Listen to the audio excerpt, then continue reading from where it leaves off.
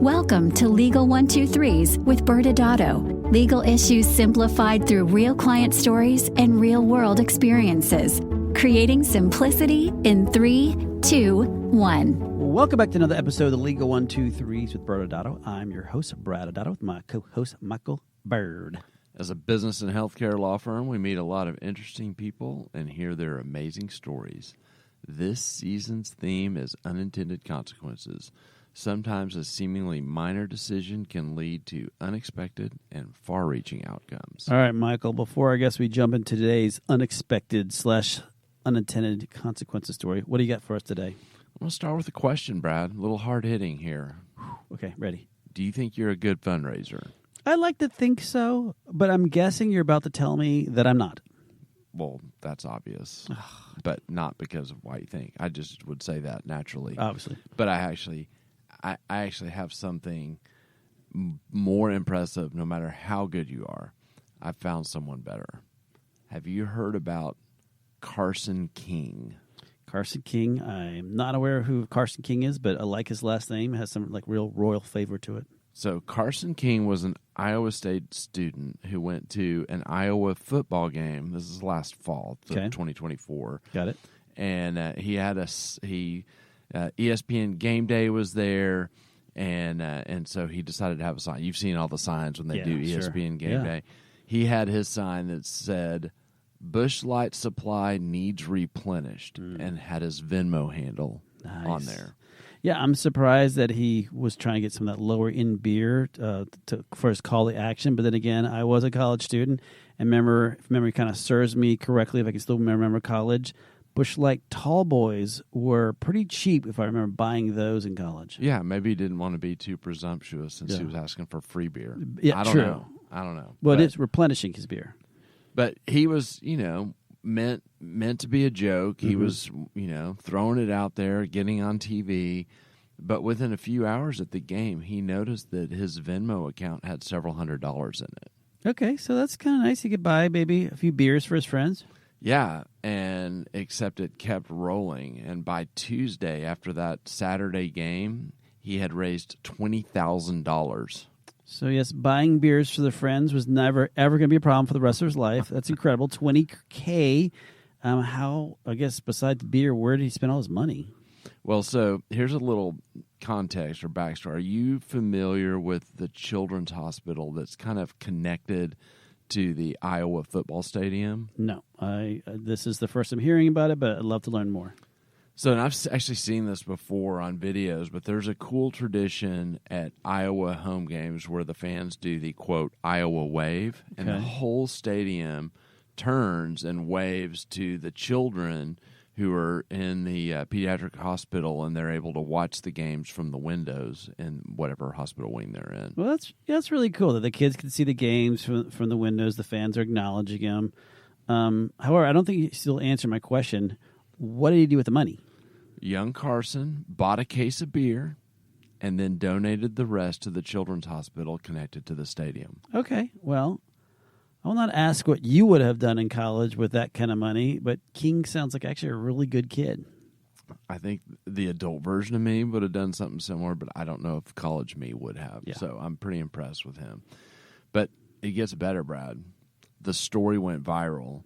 Busch Beer was tagged in the social media post about him donating all this money to the Children's Hospital, and responded by saying it would match the amount that he raised in his Venmo account. Wow, that's super cool. Very kind of Busch Beer. Yeah, it kept catching momentum. Venmo chimed in and decided to match donations, and a few other companies jumped in as well. All of this for free beer. I mean, what a wonderful world we live in. Such a crazy, I know. Well, now I have a question for you. So fast forward to the latest numbers I saw were probably like 9 months later, 10 months later. How much do you think this beer sign in front of an ESPN College Game Day ended up raising for this children's hospital? I don't know. I mean, would crazy beer sign moment, $200,000 to $300,000? That would seem like an insane amount. At the time I saw the article, over $3 million. Oh my God, I need to drink bigger. I did something wrong there. Well, that is really amazing. And I feel like I need to bring a Tito's vodka sign up at my next football game. I don't know, Brad. I mean, well, first, I'm not sure that you could follow Carson's path if you had Tito money. You would just be buying $3 million worth of Tito's. That's what the sign says. I know, but I think you're missing the point. Oh. This story is about the power of community and unintended consequences. Carson's joke that he started with ended up turning into a massive fundraising campaign for a pediatric hospital. Yes, very cool story. I was not aware of it. Thank you for sharing. But what does that have to do connection with our story for today? Well, today's story is about a plastic surgeon who implemented a commission-based compensation model at his medical spa. And like Carson's sign, it started with good intentions, but the results were far more complicated than expected. Okay, I'm interested. Let's get started. All right, Brad. Our main character today is a plastic surgeon in Texas. We'll call him Dr. Carson. Okay. He owned a busy surgical practice and a growing medical spa, which we'll call Busch Light Medical Spa. Well, I'm proud of that Carson became a doctor. I guess all that money he donated to the hospital, thought about becoming a doctor, so that's great.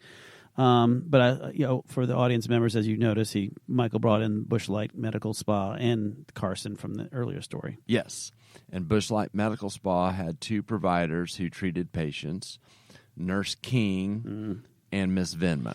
Miss Venmo, very original names. I do actually like Miss Venmo. That's actually my favorite one so far. Okay, well, tell us more. I had to make that one up. Yeah, I was struggling. Pull that out of thin air. Yeah, well, I mean, I just, I was going to name one of our providers after Busch Light, but then I thought we didn't have the maturity to handle that, so I had to make it, kind of a non-person with a medical spa. I'm pretty sure we would have gone off the rails. Yeah, no, thank you for doing that because I'm not mature at all, as everyone knows, and I don't think we're at the same level. So good job. Okay, I like the names that you got. Good point of view there. All right. Well, here we go. We've got some context. Dr. Carson finally felt like he had the right team in place. Good. And I emphasize finally. I think there was some was there some knee air quotes scabbing. there? Yeah, no, I mean, I think he was excited. Yeah, he had his team. Nurse King was an RN, and Miss Venmo was an esthetician. Okay, this sounds like your typical staffing needs for a med spa. Right, and they kind of had, traditional roles that you would see in a med spa as well, Brad. Nurse King was really focused on servicing injectables and lasers for patients, and Miss Venmo did traditional esthetician things like facials, and she had been trained on some light medical treatments like microneedling and body sculpting. Yeah, and we won't jump into all the pieces that surround that from Texas law or other states when it comes to estheticians diving into it. But I want to jump back a second. Just, these are very common services you typically see in a med spa. A lot of times you'll talk about having these injectables or fillers being in there, or you may even hear freeze the fat or burn the fat if you're not trying to talk about a particular equipment. But a lot of times the equipment you'll be referencing might be Cool Sculpting or Im Sculpting or some other type of name brand that you're utilizing from a laser or other type of medical service that is required for these types of equipment. Yeah, exactly. So I alluded to this a moment ago, but Dr. Carson had struggled with staff turnover. So he was looking for a strategy to retain his team. Okay. And I would say, at least this is what we're seeing in the space right now with a lot of med spas is, I'm sure you've heard the term hired guns. Hired guns means that somebody going to go out and just retain because they're out there and about, but there's really not much loyalty when you're bringing in a hired gun. They're kind of a merchant. And a lot of things that we're seeing right now with this space is that since COVID, a lot of people are really jumping from one place to the next because the hired gun is always looking for the better payday.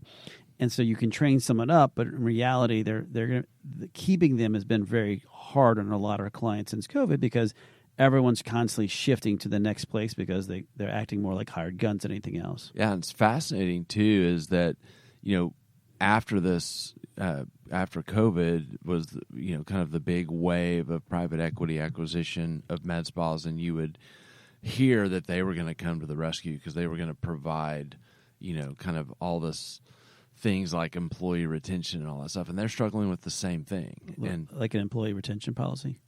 Or just recruiting Yeah. and keeping them, and so that they too realized this industry in particular, with med spas, have a ton of turnover, and so it's a very real problem. And Yeah. Dr. Carson had already experienced it, and so he had decided that he was going to implement a commission-based compensation model for his Nurse King and Miss Venmo. To try to incentivize performance and, of course, for retention purposes. Yeah, and for better for worse, we can probably dive deeper into this as we go throughout the story. But commissions have become, or the term commission-based compensation really has become more of a common term, and especially with med spas as a way in which they're compensating all employees in these med spas. Yeah, they're not just for restaurants and automobile sales anymore. Okay. All right. Commissions is typically structured in this space is paying a provider a percentage of their production on these different procedures. There are other structures that'll be utilized when you hear this broad term commissions, and we'll touch a little bit on that a bit later in the story. But Okay. Dr. Carson had set his up to pay Nurse King and Miss Venmo each based on their kind of individual production. Yeah, and maybe we'll just right now just take a step back. The first, I want to say the word commission is really, it snuck its way into the practice of med spas, aka med spas, over the last few years. I mean, we've said this before, this is like kind of where retail meets medicine, right? Because in the retail term, it's used all the time, but in the practice of medicine, it's relatively new. And med spas, because it is that connection between retail and the practice of medicine, they're starting to utilize this term more often. And second, the market pressures have changed too, Michael, where because these med spas are now paying commission-based compensation, those in the industry, they start worrying about, let's just, once they get past all the legal implications, they're still getting pushback that they're faced with this challenge. They want to bring someone in, and these new providers who are coming in, these hired guns, are insisting that if I'm going to come and join you, I need paid via commission because the quote, everyone else out there is doing it that way, and that's how I should be compensated. I can't tell you the number of times that we've had a risk conversation about commissions, and the doctor's trying to recruit someone, a nurse, for example, and they're just like, look, I've got 3 offers for commission-based structure. I don't really care about legal risk. Yeah. I'm going to make more money doing it this way, so I'm going to go where there's more money to be made. Sure.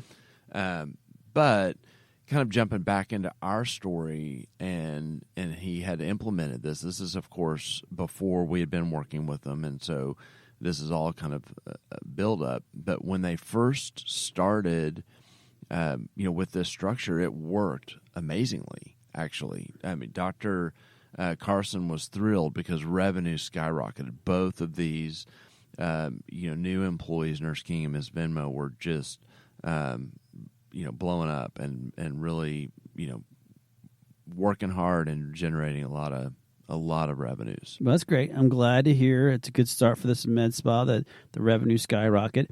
However, this was not the rest of the story because we're only about 13 minutes into this podcast, and you can't fool me, Michael Byrd. This season is unintended consequences. So I know, and the audience probably knows at this point, something happened next. Oh, you're just so proud of yourself for calling it out. I did it. Yeah, you did. Just now. All right. Well, you're right, Brad. The unintended consequences did begin to surface. So what started happening when they were making all this money is Nurse King realized that she only got paid for the work she did. Huh. Yeah. And so she's like, well, I can make more if I start doing more things. And so she started doing the treatments that Miss Venmo did as well.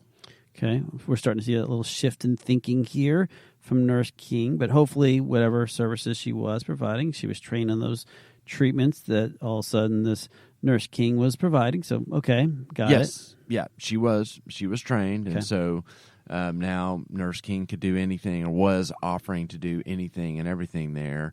And Miss Venmo in turn was like, well, I guess, what's good for you is good for me, except for the fact that she's an esthetician. So she went to Dr. Carson, asked to be trained on injectables and lasers, the services that Nurse King specialized in. Mm-hmm.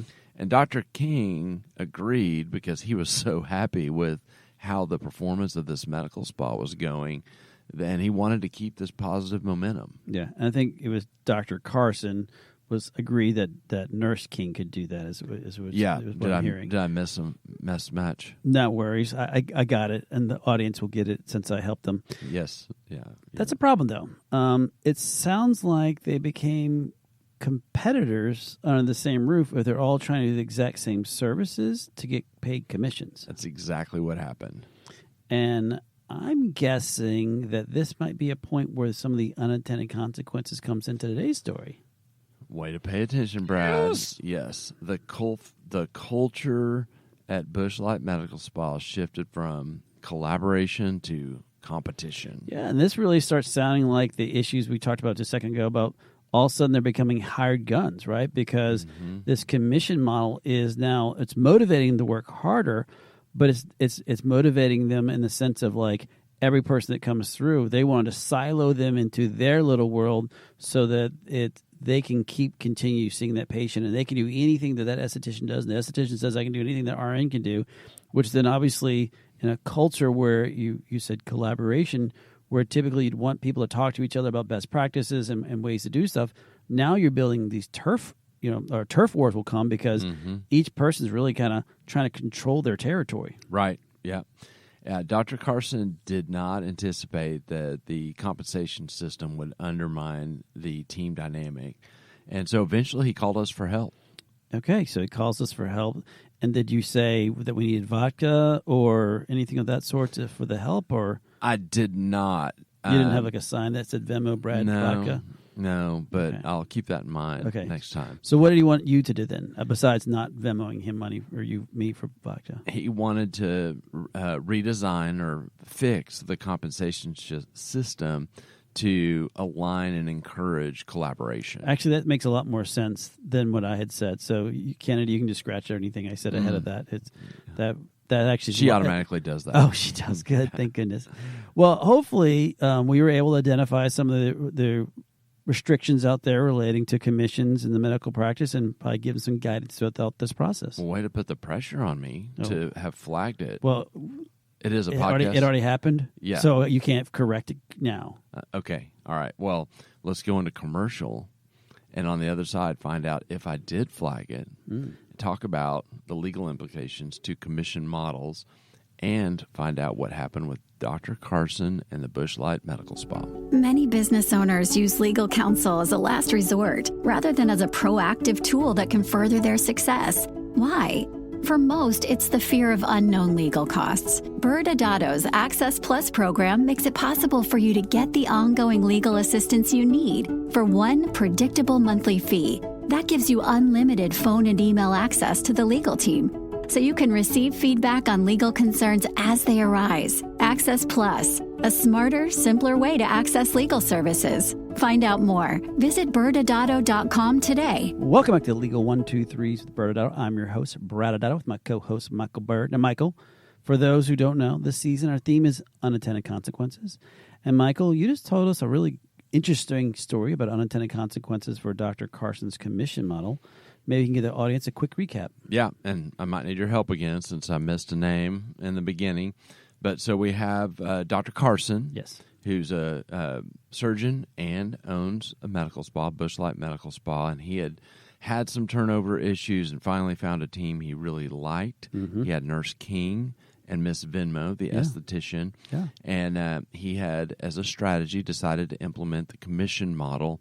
Started out working amazing, and then it turned into a competitive environment. Both of the providers were trying to do all the services themselves so that they could get more commissions, and so the vibe started changing, and at where we left off, Dr. Carson had reached out to us to ask us to kind of amend his comp system to better align, a collaborative culture than, kind of this competitive environment that he was experiencing. Right. Now, Michael, in the beginning of the story, when you were mentioning we had an RN doing certain things, we had an esthetician doing certain things, I threw out the whole scope of practice statement.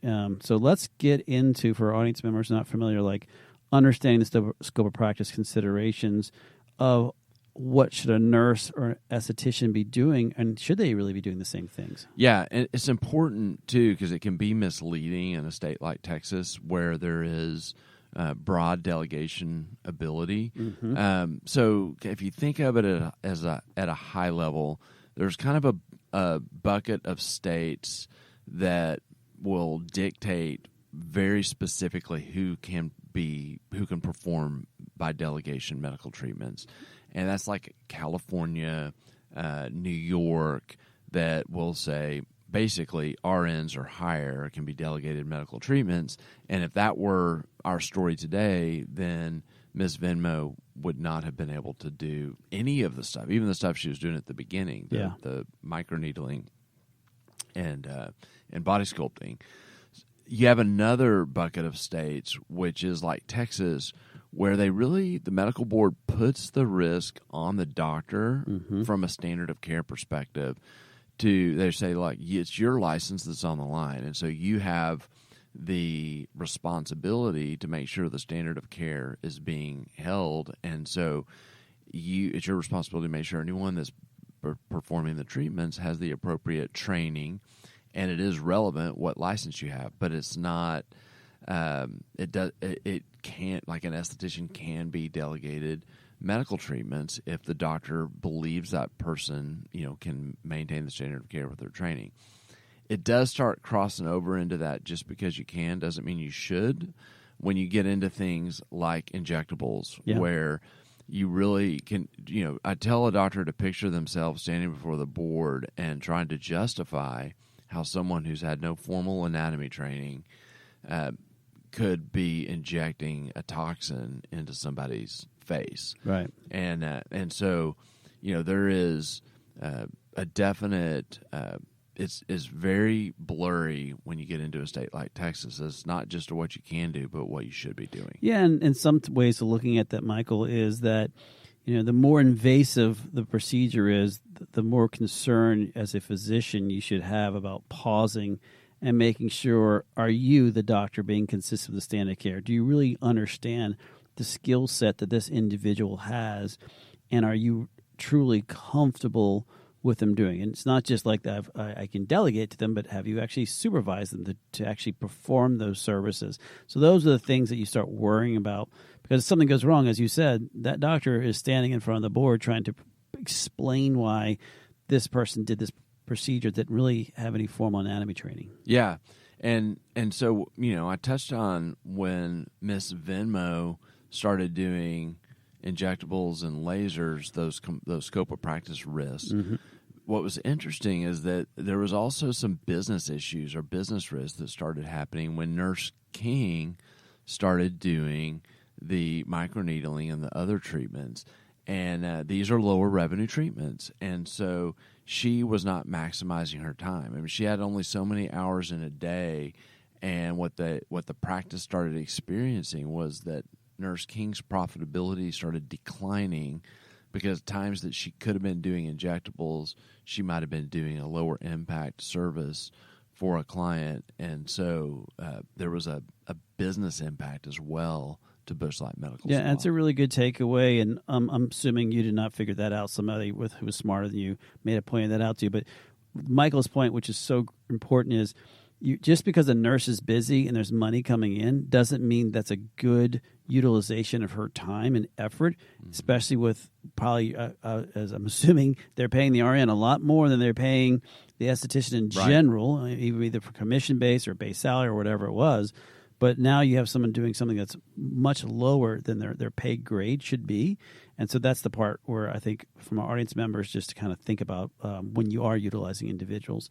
But let's get back in the story. How do we end up helping with this new compensation system? Well, Dr. Carson kind of came to us loaded up with his idea for a solution. Oh, good. He proposed a model where each provider would get a bonus for upselling services to the other. In other words, he wanted to get everybody doing what they were originally doing, but he wanted to incentivize, for example, Miss Venmo for sending those injectables to Nurse King and then paying Miss Venmo based on, not trying to hoard that work herself, but to send it up to Nurse King. Yeah, this is a great idea, audience member. It's the best way to explain it is you're in the frying pan and you jump into a boiling hot fire-breathing dragon's mouth. So meaning that don't do that, because this is going to raise a lot of compliance concerns. If you're paying commissions for referrals or upselling, this can trigger a host of different rules, and these rules go all over, but a lot of times you hear the word, kickback or fee splitting. And so those are not familiar with those laws. There are some federal laws that have to do with these anti-referral laws, sometimes called Stark, and anti-kickback laws. But a lot of people are like, yeah, but this is cash-based, so it must be okay. No, the answer is no, because most of your states have some version of the anti-referral law, anti-fee splitting, anti-kickback, anti-patient buying, and then that's just the laws. And then most of your boards, your nursing boards, your medical boards, will have some issues with they believe this is unethical or unprofessional to be upselling people because you're supposed to be practicing medicine, which is best for the patient, not best for your bottom line. So that's just kind of, a little bit of a takeaway of being very careful, thinking that you're switching something that's going to help your business, but now you're actually increasing your overall risk. You'll be proud of me because I did flag this for Dr. Carson. Man, I didn't. I don't think I told him that he was jumping into a fire-breathing dragon's mouth. Okay, but I did tell him bad. Yeah, yes. That works. Yeah. So back to it. I mean, that's why it's critical to design compensation systems with legal guidance. Mm-hmm. You can motivate your team without violating the law. Yeah, and it's not just about the legality. You mentioned this also. It's about the culture. A good compensation system should foster collaboration and not just competition, where you have these territories being driven between your employees. Yeah, Dr. Carson started to pick up on this, and he had a real mess on his hands at the office, and he was really looking to get everyone rowing together. Okay, so what did he end up doing? Well, you somewhat flagged it a moment ago. We brought in our friends at Maven. They're also the ones that helped identify this productivity issue that I mentioned on the nursing side. They're good at that. And but they helped design a compliance system based on KPIs or key performance indicators. Ooh, big words. Fancy. Mm-hmm. Yeah. We also worked through the scope of practice issues. Nurse King and Miss Venmo went back to their original roles. Which is what you hired them for, so that makes sense. So how did it work out? Well, unfortunately, Miss Venmo left.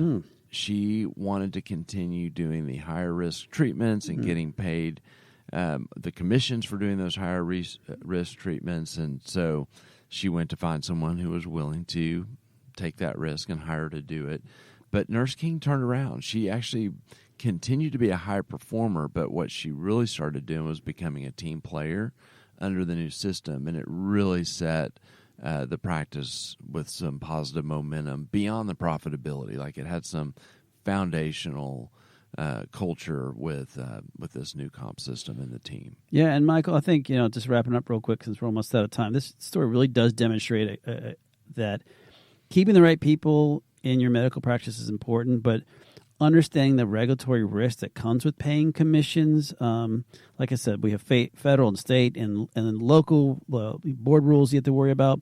But ultimately, not only can you have to worry about that risk, but what does your culture look like if everyone's just at your entire place hired guns?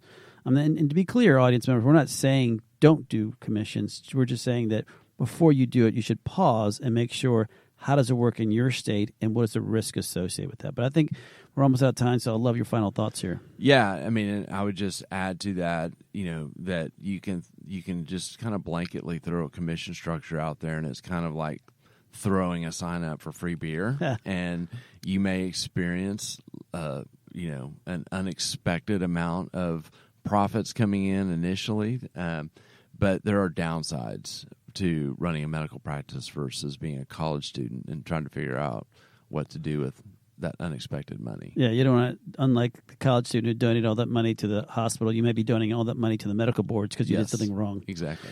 All right, audience members, we are back again next Wednesday. The show will be discussing unintended consequences with setting compensations for a physician employee who may eventually become your future partner. Thanks again for joining us today. And remember, if you like this episode, please subscribe, make sure to give us a 5-star rating, and share with your friends. You can also sign up for the ByrdAdatto newsletter by going to our website at ByrdAdatto.com. ByrdAdatto is providing this podcast as a public service. This podcast is for educational purposes only. This podcast does not constitute legal advice, nor does it establish an attorney-client relationship. Reference to any specific product or entity does not constitute an endorsement or recommendation by ByrdAdatto. The views expressed by guests are their own, and their appearance on the program does not imply an endorsement of them or any entity they represent. Please consult with an attorney on your legal issues.